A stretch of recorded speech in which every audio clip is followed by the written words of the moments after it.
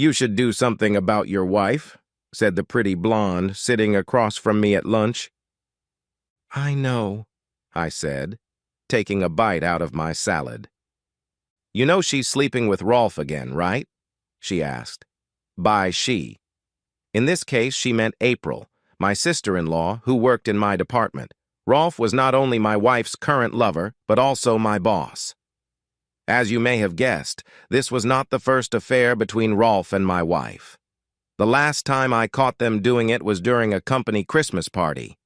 I'd nearly killed the bastard then and backed off, kicking Marcia to the curb when she swore it wouldn't happen again. "It was just sex, Larry. It didn't mean anything," she cried as we drove home. "I still love you." Like an idiot, I believed her and kept putting up with it, thinking we could work it out with counseling. And it seemed to work for a few months.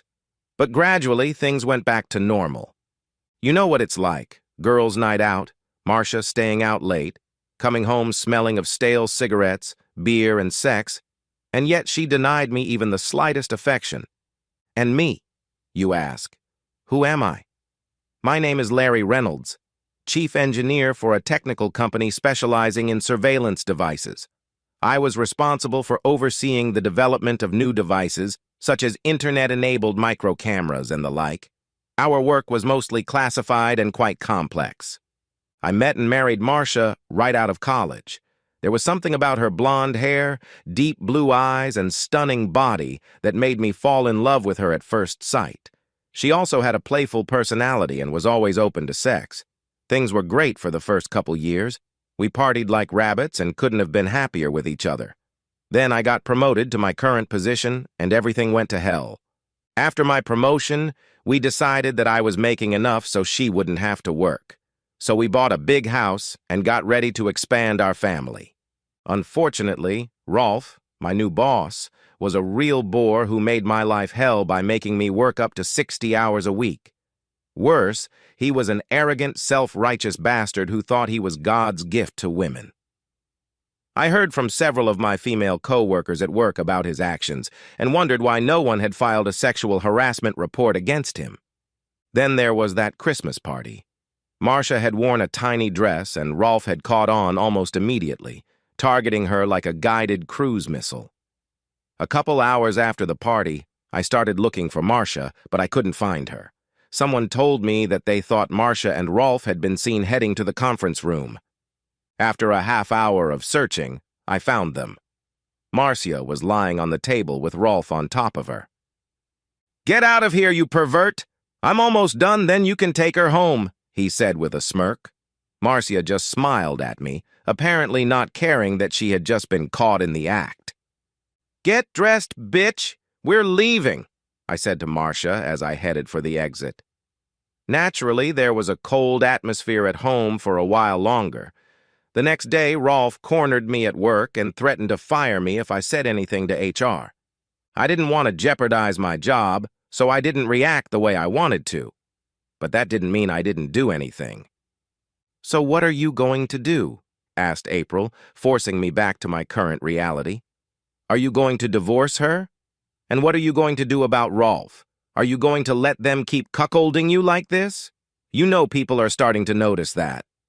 "Yeah, I know what people are saying," I said.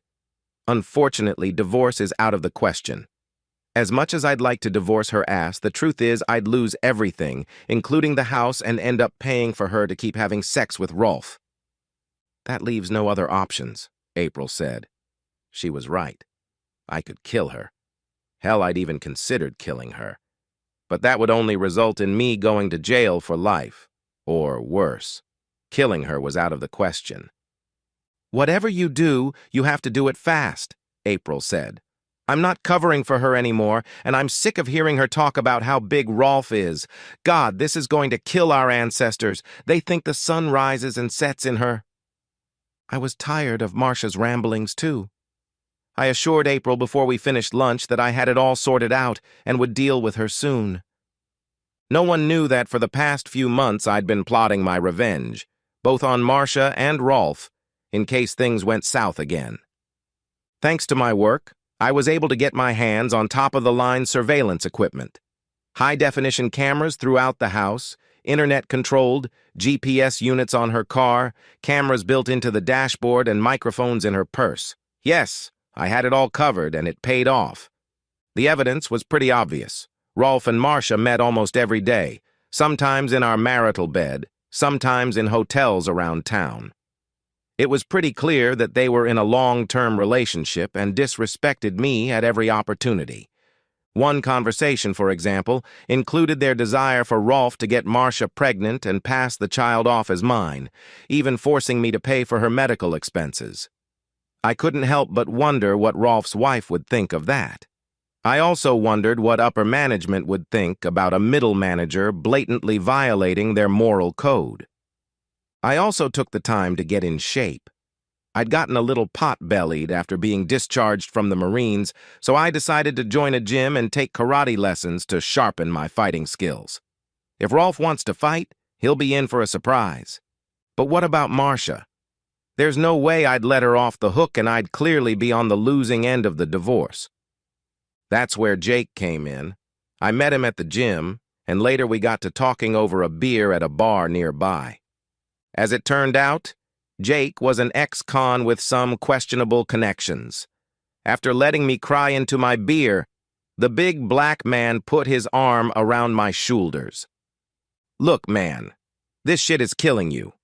I know how you feel, trust me. Killing it won't help, trust me. I know firsthand," he said. "So what am I supposed to do? I can't kill her, I can't divorce her, and I certainly can't live with her. Tell you what, let me make some calls. I've got some ideas that might work, and you don't need or want to know the details," he said. "Thanks, man," I said. We spent the rest of the night at the bar watching the game over beers. Marcia threw a tantrum when I staggered back into the house after midnight, but I wasn't in the mood to listen to her nastiness. "Where have you been, asshole? You're drunk!" she yelled. "Fuck you, bitch!" I yelled back. "After all the shit you put me through, I deserve a night out with my friends, so get the fuck off me." Marcia jumped back. I'd never spoken to her like that before. She backed off and didn't say anything else for the rest of the evening. The next day, Marcia had one of her late nights. She claimed to have been with the girls, but I knew better. She smelled like sex, and it was obvious she had slept with Rolf. She stripped naked, climbed into bed, and grabbed my hand, placing it on hers. "Take me," she whispered. I pushed her away. "God, you stink," I said. "Go take a shower. You stink like shit." "Fuck you," she said, turning away. I kicked her out of bed and told her if she insisted on smelling like a street whore, let her sleep in the guest bedroom. A couple days later, Jake texted me, "Africa is calling." Then he added, "Call if you want to make a reservation." "Got it, thanks," I replied. I had my suspicions, but I didn't say anything. Later, I got a call at work. It was Marcia. "Can you come home early today?" she asked. "I have a surprise for you," I argued. "Yeah, I guess so," I said. "Rolf wasn't here today, so I can probably leave a little early. What do you have in mind?" "Well, I realized I've been kind of a bitch to you lately, and I'd like to do something to fix that," she said. "Maybe a sexy, romantic weekend away." "Sounds good," I said. "I'll see you this afternoon." In fact, I'd already seen her, thanks to my internet-enabled cameras. I'd also seen Rolf fuck her in our bed. Again. Showtime, I thought. I printed out the time-stamped footage from the video I had and went to HR. I also sent an email to Dave Matthews, our CEO, and a few elected board members. I also sent a copy to Rolf's wife. Eileen Jacobs, Director of Human Resources, was not pleased with my appearance. I made it unequivocally clear to her that I was filing a formal complaint against Rolf and, if his actions were not immediately stopped, I would take legal action against the company. I then headed over to Dave's office. I walked right past his assistant, who insisted I wait. "Screw it! I'm going to see Mr. Matthews right now," I said as I stormed into his office. Dave Matthews was a big man, but he knew I had him and the company in check. "I want that piece of shit fired," I said. If he's not fired, I'll sue. Period. End of sentence. Consider it done, he said. I thanked him and walked out. I got home about an hour later, noticing that Rolf's red Ferrari was still parked in our driveway. I pulled into the garage and got my Glock holstered from the glove compartment, just in case I needed it. Fastening the gun to my belt, I stepped inside. Rolf was sitting on the couch drinking one of my beers. As always, he had a smirk on his face. It took everything I had to shoot that smirk through the wall. Renee came down the stairs, obviously from our bedroom. She was completely naked. "Surprise," she said, smiling. "What the hell is this?" I asked, as if I didn't already know. "I'm going to take a sexy romantic vacation with Rolf for a few days, honey," she said. "And yes, I'm leaving just like that. Don't worry, it has nothing to do with you, and no, I don't love him. I'm in love with you. It's just sex, right? I just want to have a little fun. Then I'll come back, and we'll pick up where we left off. Maybe we can even have a baby and put all this behind us." "I don't think so," I told her, taking her left hand. I pulled the rings off of her, which made Rolf get up off the couch. "Get your fucking hands off her," he said, swinging at my head. Wrong move. I let him land, a glancing blow to the head to claim self-defense, then let him do it, a punch to the throat, followed by several leg kicks to the groin. A knee accidentally hit him in the nose as he doubled over. I managed to kick and stomp on his balls several times as he lay on the floor. Marcia was screaming during the whole incident. I grabbed Rolf by the hair and put the barrel of the Glock to his mouth, letting him know that he was this close to death. His eyes went wide as he undoubtedly saw the blinding hatred in mine. "Get out of my house and stay away from me and my wife," I told him, "and if you fuck with me one more time, I'll kill your fucking ass. Understand, asshole?" He nodded his head, and I dragged him by his hair to the door and literally kicked his ass out of the house. He got to his Ferrari and drove off.